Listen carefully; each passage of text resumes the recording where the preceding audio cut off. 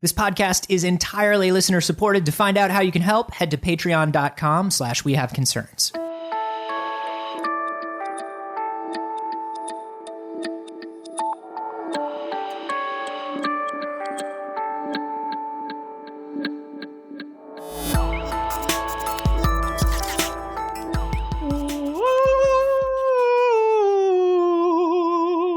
Browse it real quick.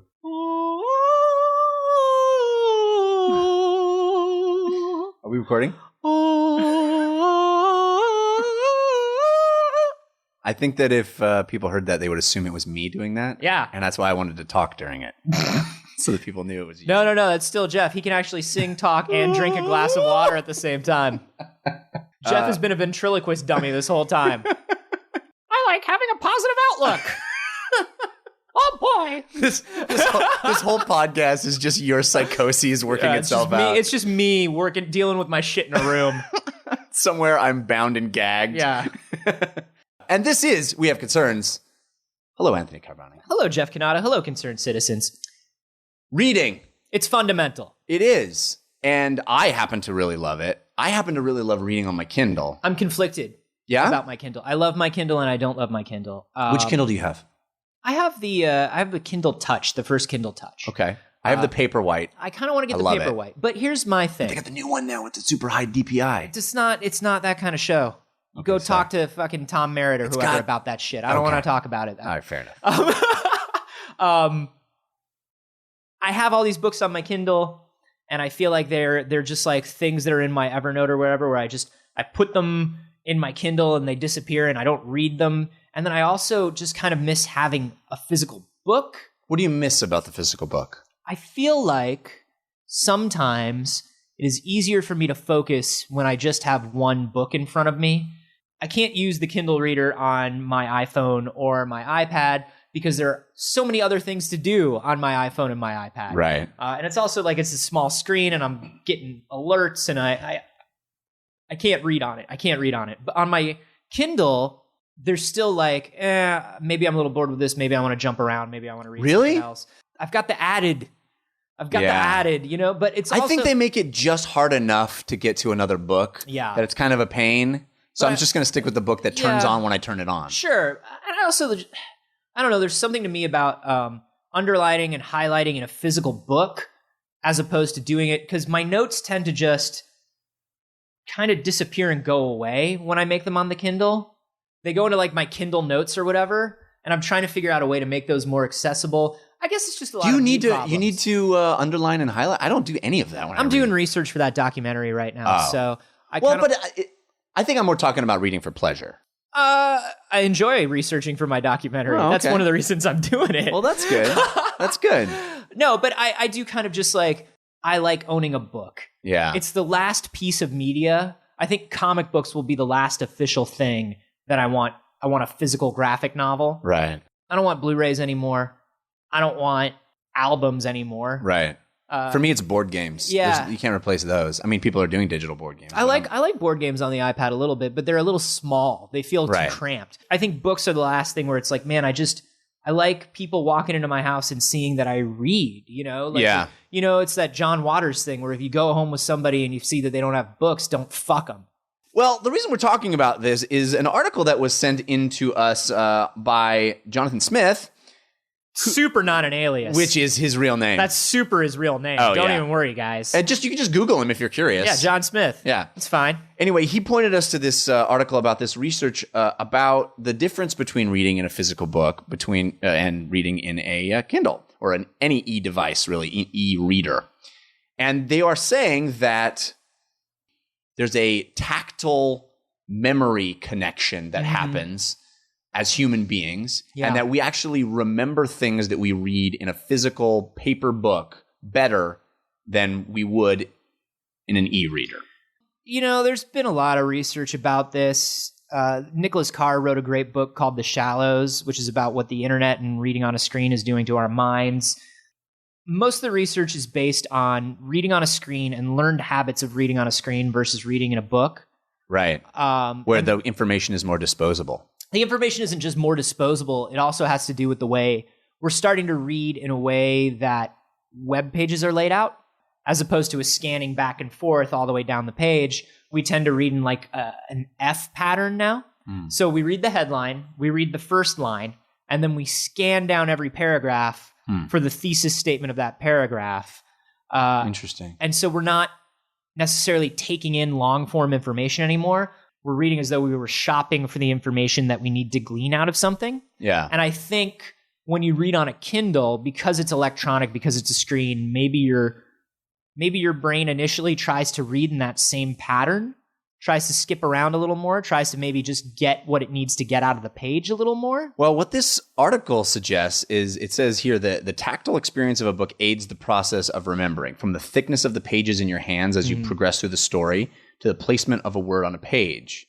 The hypothesis is that the difference for Kindle readers might have something to do with the fact that the fixity of the text on paper and this very gradual unfolding of paper as you progress through a story is some kind of sensory offload, supporting the visual sense of progress when you're reading. Oh, I get that. So it's like everything, all the systems working together. So it's like, you know that you were midway through the story when a particular event happened because the book was midway thick in your hand. And really the research is saying that it's what they were testing was order of events inside a story and being able to reconstruct what happened. Here are the immediate questions that pop into my head. Mm-hmm. Are these people that were familiar with e-readers to begin with? Are these people who normally read on e-readers, or were they handed e-readers for the first time? Right. Are these people, were they younger people or were they older people? Were they avid readers or were they people who didn't read very much? Because this is the kind of general base statement, because they threw a stat in the beginning of that where I was like, whoa, that's a big stat and I want you to back it. It was something like 68% of the people who read in a book were able to remember it better or something like that than an e-reader. It was a huge percentage. Well, actually, what you're remembering is, it's funny, you remembered it incorrectly, but it says just 6 minutes of reading is enough to reduce stress by 68%. Okay, yeah. So that's the other thing is they kind of led the article off with reading in a book is better, but then they sort of just went into the benefits of reading long form stuff, which I thought was interesting because it was mostly an article about the benefits of reading, which I am all for. Me too. I think the difference, they're talking about screen versus page, and I think for somebody who's used to a Kindle, who's used to an e-reader, screen versus page is not as big a difference. I think what they're really discussing is the difference between people who read most of their stuff online who aren't long form readers. Right.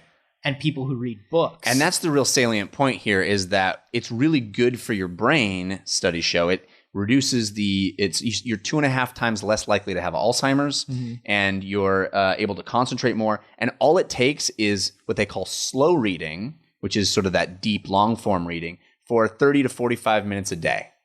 Yeah. And this is in contrast to, as you're saying, this quick kind of scanning of information, just grabbing stuff off of a website or an article. And that's the thing is we're seeing changes in people's brains as we go on.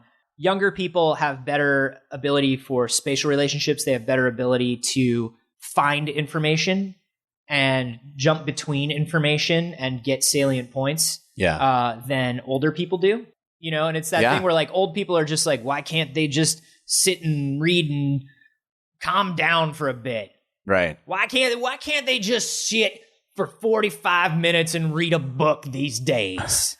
Grandpa, all you've done is sit for the last 3 hours and complain about this. I don't understand why you guys can't sit and listen to just a few hours of complaining. When I was a kid, we used to sit and listen to 4.5 to 5 hours of complaining every day just to get the opportunity to read 45 minutes of a book. You're always a beepy bopping. Yeah. You're a beepy bopping all the time. Grandpa, can I just can you just text me your complaints? I text my complaints. I don't understand why you people can't just sit on the phone for 90 to 120 minutes a day. Yeah. No. We used to just sit on the phone for 90 to 120 minutes a day. Well, I have lots of stuff to do, and I don't really have time to do that. So many things. Why can't you just do one of them right? What happened to just sitting and doing one thing right? When I used to sit and make fun of the blacks, I would do it for 90 to 120 minutes straight. Kids these days hardly make fun of the blacks at all. In fact, we try to avoid it, Grandpa, because we find because you're afraid of hard work. No. It's very easy. You see this chess set? I whittled this chess set myself. How come it's all white pieces, Grandpa? because those are the only pieces you need. Grandpa, I find that really offensive. Very, very, very offensive. Everything's also confusing. Because you can't just sit. You know what you would do? You sit. Yeah. You whittle your own chess pieces. Right. And you know which side you're playing by the feel. By the feel of the pieces. And you know how else you know which pieces are yours? You pay attention to the game. And you don't live in a neighborhood where black people are going to be in your face and yelling and screaming all the time when you're trying to play chess. Grandpa, you need to really open your mind. It's not just about the time we spend. It's about who we spend it with, Grandpa. You're a terrible person. I disagree.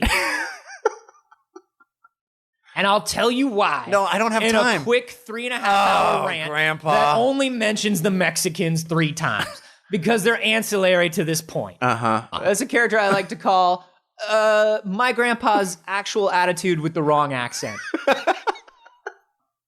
Older people do not realize that as things are changing, we measure things in the ways that we've always measured them. Right. We're losing something by not doing this deep thinking, reading all the time. But what we're not realizing is that younger people are developing their brains in different ways, which are not necessarily detrimental. They seem detrimental to older people because older people live in a specific world that works in a specific way. Well, you say that, but you don't disagree with the fact that reading is fundamental. I don't disagree with it, but I do think that the effects of reading on a screen versus reading in a book are heavily, heavily exaggerated. Yeah. And I do think you should spend 45 minutes reading every day. I do think there's something, because it's a kind of meditation, right? There's an importance in being able to focus. Mm-hmm. But I would be shocked if after further research, the difference between reading on a screen and reading on page were as different as we think they are now. Right. No, I think you're absolutely right. I certainly haven't found that to be the case. I love my Kindle. I love my Paperwhite specifically because I can read at night without having a light. That's the biggest problem about reading a real book is the light it takes to read it. Yeah. The fact that that's taken out of the equation. I don't find any difference between what I remember from a book if I read it digitally. Now, that said, I'm not going to read it on my iPad. I'm not going to read it on my phone. No. I do think there's a difference there. I do too. But these e-readers, these dedicated, I agree with you in that sense. Yeah, I think, it's just one of those things where people want to be scared of the new technology. There are other great things that I like about reading on a Kindle too. There is, as much as I do like the feel of a book, as much as I do like writing in the margins, I also hate. Oh, what? Sometimes you write in the margins. Sometimes. No, that's my book, dude. That's not your book. I know, but I don't. Because here's the other thing. I don't lend out real books. What do you lend out? Because they don't come back. Oh, you just don't lend. I recommend. I'll happily your damn self. I'll happily recommend a book to you. Yeah, and I will happily tell you that it's a great book and you should read it. I might even if I think. But you're gonna read it again. If I think you really want the book, or I think the book is going to be great for you, I'll buy it for you. I'll buy you a book. A book is $8. Here's the book. Yeah. You don't get to have my copy of that book. Do you read books again? I do. I don't. I do. And unless it's really, really special, because there are some books that I read every year. Really? Yeah. I find books, there's so many books that I want to read, and I consider myself a pretty slow reader, actually. Mm-hmm. That's one of those things that I get frustrated with myself because choosing a book, I obsess about which book I'm going to read next. Yeah. I have lists like, okay, well, that one and then that one. Well, maybe I'll bump that one before that one, because it's the process of diving into a book for me is this commitment. It's this major commitment. And one of the joys, like we were talking about The Martian, I read that in like 3 sittings because when I read a book fast and love it and can't stop reading it, it's high praise for me, right? Yeah. So I feel the same way, but I also feel like books are a thing that I tear through them. My thing is just like, it doesn't matter how many are on the list, I'll get to them. I'm just going to like tear through the books, because when I was a kid, this is the other reason why I think I want physical books so much, is like in our house as a kid, we moved around quite a bit, but my parents always would buy a house that had built-in bookshelves in at least a hallway, because they had so many books between the two of them. And no shelves. And no shelves. They couldn't afford shelves because they bought all the books. Yeah. But no, they wanted a nice way to show their books, and they wanted the books to be part of the house. Right. This is where we live. That's and part cool. of the way we live is we read. Did they ever have one of those little ladders? No, but I always wished. Oh. One of my dreams is to have one of those ladders. Wouldn't that be cool with the little wheels I on would it so love it it, could man. roll around? I also like those metal and rubber step stools that public libraries always have. I always wanted one of those. They're ugly and industrial, but I'm just like, I want it. But the other thing is we were not allowed. I think people think that I grew up as like a guy who played a lot of video games and watched movies all the time. And part of that is true, but we weren't allowed to play video games for more than a couple hours. It was always like after that, go outside. We weren't allowed to watch a lot of movies. We can watch them like at night before bed or whatever, but we were always allowed to read at the table. Anytime we finished a book, we were allowed to go get a new book. And my parents would just buy whatever the next book on my list was, as long as I finished the book. You could read and eat? Yeah. And then we Really? And then we would like once a week go to the library and we would spend half the day at the library. That's cool. So books are like crazy, crazy important to me. So that's why I think physical books are so important. But they're also like combustible, disposable to me. Like I read them and they're mine, and I want to get the information. I want to have the experience and move on and get to the next book. And it doesn't matter what the next book is. If you hand me a book, I'm just going to read it. I do mark them up and I do write in the margins because it's my book. I can't do that, dude. I used to try to protect. I was really into reading. I mean, I still am, but I mean, I got really into it young and was devouring, Stephen King and stuff at like 11 and 12. And I used to get these thick paperbacks, right? Yeah. And I used to do everything I could so that they, how they get those creases in the spine and those big thick paper packs. I hated that. Try to keep them. Oh, dude, The Stand. By the time you were done with The Stand, the uncut version of The Stand, it was just like, it was destroyed. And that's the other thing that I like about e-readers, right? Is books are not the most ergonomically designed things in all actuality. That's when you true. get to the end of a book and it's like a really thick book and you've got, 400 pages here and you've got 30 pages here and you're trying to keep it open. Yeah. And it's like you're trying to read and it's heavy. The printing towards the margins. Yeah. And it's like, what does that sentence say? Or when you're reading in bed and you're laying on one side and then you kind of have to turn over to the other side because the book, you're on the other half of the page now. Yeah. That always bugged me. I love my e-reader that I can just stay in one spot and I find the comfy spot and the words are always going to be in the same. Yeah. The other counterpoint to this is all these articles that come up that are about how wonderful it is to read books and how the screen is destroying books and stuff like that.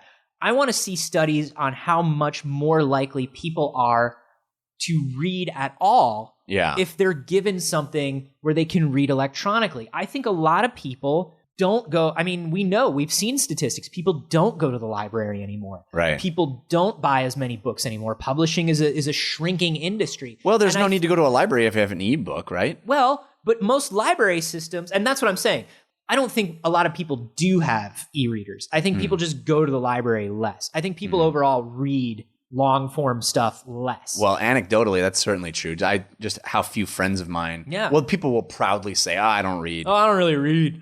I don't really read. Boggles my mind. It's I like don't like joy or whimsy. they're just like tossing off like this thing that sounds horribly offensive to me. Yeah. It's just like, I don't really read. Yeah. Oh, okay. I don't really believe that we should help the underprivileged. Right. All right. Yeah. Or it's like, I don't like delicious foods. It's something that any human being could appreciate if you just gave it a chance. You know? Gross, a pleasant walk. Yeah, exactly. Just fuck you, man. Like, what? I don't read. Well, what do? I don't read. Yeah. Yes, you do. You read 45 minutes to an hour of blog posts that people put on Facebook every day.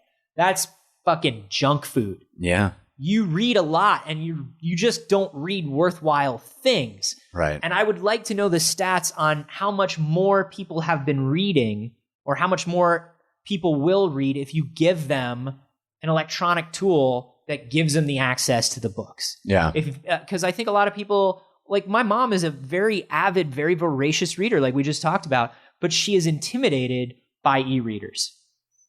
And I think a lot of people think I don't read enough to warrant an e-reader. Right. But maybe if I handed you an e-reader, which are like $70 now, right, and you could one click on Amazon the same way you can one click an entire season of a TV show, maybe you would read more. I'd like to think so. It's certainly something that brings me a lot of joy in my life. And if you lose a little bit, like even if the stats are true and maybe we lose like 5% of comprehension, do we make up for it if people are reading 30 to 40% more than they normally do? Right. And that's the thing that these studies don't look at. You want to paint it as like the screen is killing reading, or is it leading to a reading renaissance? Yeah. It's certainly leading to a renaissance in authorship now that people can self-publish. You think about somebody like Mikey Newman. You know Mikey, right? From Gearbox? Yeah. Mikey has been self-publishing novels and doing great with it. Tom Merritt just wrote a book. Yeah. Tom and Veronica just put together an entire anthology of first-time authors. Yeah. It's so and cool. put it out there. And so there's a lot of cool self-publishing stuff going on. Wool. Look at Wool. Yeah. I think some of the things that we're seeing are the same things that we saw with YouTube and with video on demand, where it's like, we're killing television, we're killing the movie experience. Good. Kill those old systems. Let's see what happens. Mm-hmm. And I'm a little worried about Amazon being at the top of that. But well, they are using, there's a lot of that controversy right now because they are using their dominance to exclude certain publishers that aren't willing to play nice price-wise with them. And they're doing some stuff that's a little morally, ethically questionable. But some of that stuff that they're doing is really interesting to me as a reader, because some of the stuff they're doing is how much can you charge for an ebook versus the actual book. Yeah. And publishers are always arguing that the physical cost of a book isn't really what sets the price. Right. It's the marketing for the book. But man, you don't see a lot of marketing for books. And I've talked to a lot of authors, and their royalties are not great. Oh, yeah. So I think the publishers, the same way the record labels were arguing years ago when MP3s came out, I think the publishers are making these same arguments, which is you're going to bankrupt us if we set an ebook at a price that people want to pay. Well, so I think Amazon is kind of being like what Apple was with iTunes, where it's like 99 cents a song is where it is. Sorry. Yeah. Well, what's going to die is the advances that authors get. Mm-hmm. That's which is unfortunate because that's how they live. Right. That is how they live. Yeah. Because without a publisher system, that goes away. But these are gatekeepers. Yes, they absolutely are. And I feel like, hey, man, if Mikey's making enough money, if Tom and Veronica Tom and Veronica have other things going on, but if that book is making money and those authors are getting paid, bring on self-publishing. Right. I'm for it. Yeah. And I think if it makes more people read, I'm for that too. Because I think that's something that's dropped out of our daily routine. There was like 6 months where I realized I hadn't read a book. Yeah. And I was a kid who used to read a book a week. I have these little life rules for myself, one of which is always be in the middle of a book. Yeah. Yeah. And make sure it's not the same book for like 2 months. Like I'm still technically in the middle of it, I guess. But we need to be reminded to put these things back into our day, because long form fiction is crazy important. Like there have been so many studies that show it helps build empathy. Right. Because the novel is the only form of fiction where you are hearing the characters' thoughts while you're seeing their actions, while you're hearing their actual intensely deepest personal motivations. Yeah. And it builds this empathy for different people that we don't get out of any other medium. And it's, I don't know. I just think long form reading is so important in so many ways. And I think all of these articles that are trying to crush reading on a screen have the best intentions, but are probably doing some bigger damage than they are doing help. Yeah, I agree with you. I don't know. What do you guys think? Let us know how you feel on Twitter. We're at @acarboni. And at Jeff Canada. And if you've seen a story recently that you think we should cover, send it to us at wehaveconcernshow@gmail.com. And listen, if you're liking the show, a little iTunes review maybe? Yeah. That would help us out. That does help out. It's real good. We like reading your review. Oh, snap. Actually, yeah. So leave us 5 stars and then, but instead of reviewing the show, review the last book you read. Yes. A lot of really fun keyboard reviews lately. Yeah. Did you see those? I did. Yeah. Those are great. Thank you guys for sending those. Penguins and keyboards and now books.